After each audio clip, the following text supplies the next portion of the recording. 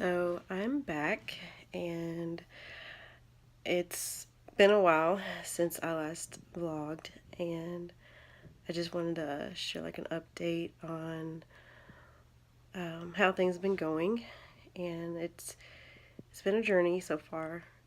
Definitely, I remember mentioning that it would be a journey, and it has been. It's almost been 6 months since my husband and I have been living separately, separated, and it's it's been interesting. It's been really hard. There's been a lot of ups and downs for sure. I feel like there's been more downs than ups, but the good things that's happened so far would have to be my two daughters, Miss Ella and Daria. They seem to be adjusting really well, considering we sold the house in the area that we were living in, and so he now has an apartment and I have one. And so, well, the same one that I've been in. So that's a whole nother story. But he and I split the custody, so I have them 1 week and he has them the next week, and from Sunday to Sunday. And so it's actually been working out really well. At first it was hard because they weren't used to it, especially my oldest.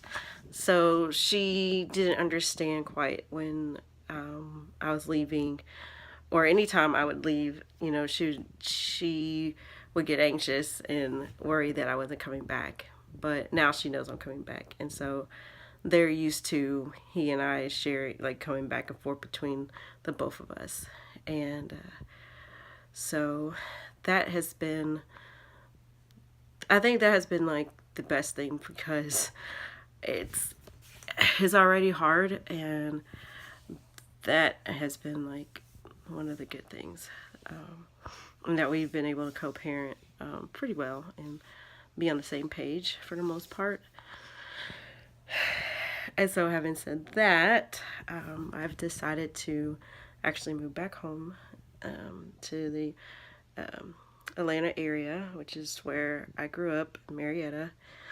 And so I'm at a point where financially I'm just not able to handle all of the debt that we have accrued together, and that right at this point is pretty much all on my shoulders. So it's it's a lot, and that's been taking a toll. Got a lawyer, and according to the lawyer, we split everything down the middle, and he pays half of the debt that we accrued together, and I pay the other, and that's pretty much how we're gonna handle that. And so, going back to moving, so moving back is gonna be interesting because I'm moving back with my parents, and I haven't lived at home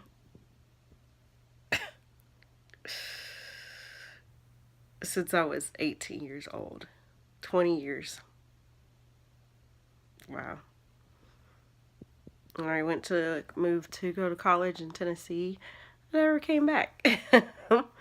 So to come back, you're basically humbling yourself to come back and stay. If you're asking your parents, hey, can I stay with you guys for a while so I get back on my feet, and with my two kids. And I don't know, it's really depressing, because you're looking at all these years have gone by, and it's like you have nothing to show for it almost. And these aren't the years that you're supposed to go back. In the early 20s, coming out of college. So that part is really hard for me, just because I'm really independent, and Um,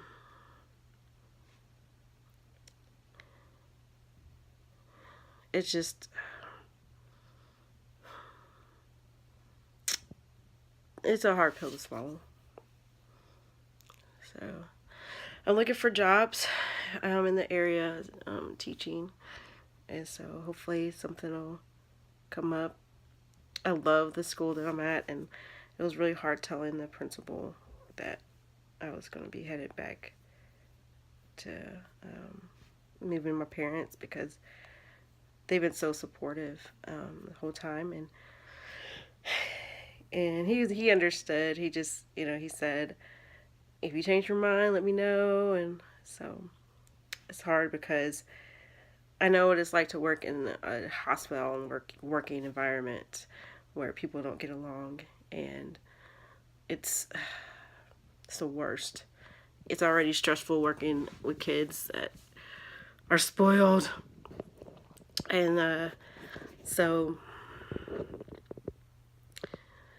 but um, I feel like everything's gonna work out. I don't know how it's gonna work out, but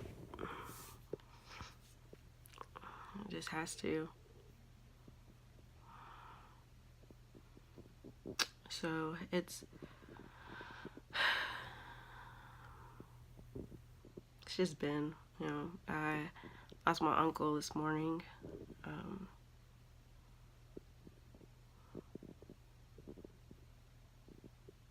so it's like you you have so many hits, and it's like, how many hits you gonna get before you just like stay down, And so it's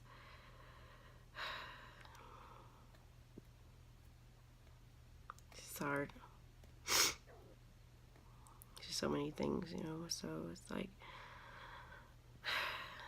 you really have to look at asking God for help, because it's like you don't have any other choice in the matter but to trust in Him. And what did it say? Lean not into your own understanding, but all your ways acknowledge Him, and He will direct your paths. So at this point, it's only the scriptures that keep you going and keep me going. It's knowing that I'll see my uncle again. He's in a better place. He's probably laughing. I can hear his raspy laugh. And I'm glad that I saw him the last time I was in Alabama.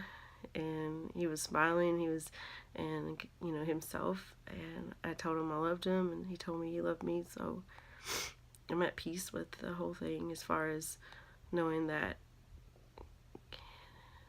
I said I loved him, because that's important to me, especially having lost so many family members and loved ones, best friend. I mean, it's like at the end of the day, love is the thing, is the key, and you gotta let your loved ones know how much you care about them. You gotta let the people around you know, because you don't know if you're gonna see them again, and you don't want to live with that. At the end of the day, you don't want to have to live with the fact that you don't know or remember if you told them that you love them. Did they hear you say it, or did they say it back to you? And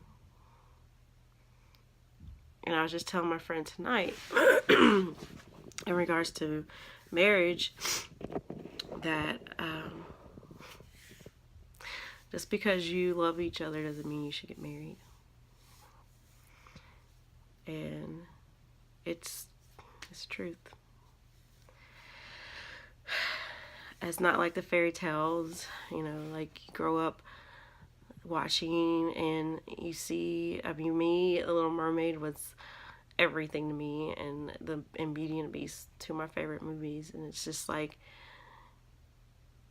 you fall in love with these guys over a short amount of time, and then there's a little conflict, a little drama, But at the end of the day, he loves you, you love him, and then y'all get married and live happily ever after. But it's like, what happens after the ever after? Like, what happens when they move into that castle and she has, you know, 2 or 3 babies, and she's not as glamorous looking, and he's got a gut and a beer belly or whatever, and he's got a beard, and, you know, it's almost like it sets these girls, us up to fail just initially, because it's not reality. And reality says that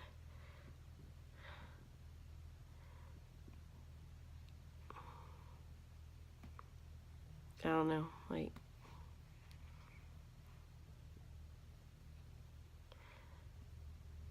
it's like I believe in marriage, but I believe in it differently now. I don't see it like I used to see it. It's lost the magic. It's lost the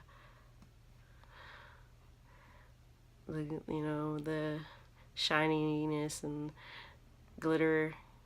You know, I mean, the thought of getting remarried is like frightening.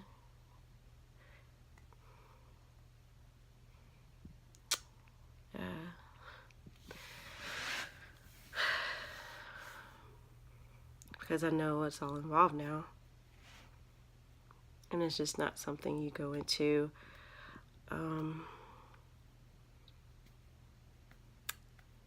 it's just not something you go into frivolously. And yes, you have your feelings and hearts involved, but at the end of the day, you have to use wisdom for your sanity, for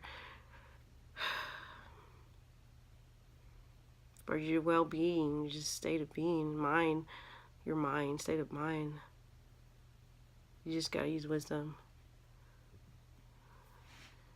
So if you're fighting all the time, or you don't get along, or you get just that gut feeling that, this probably isn't the best thing, just leave it as like, we're good at being friends. We don't have to get married.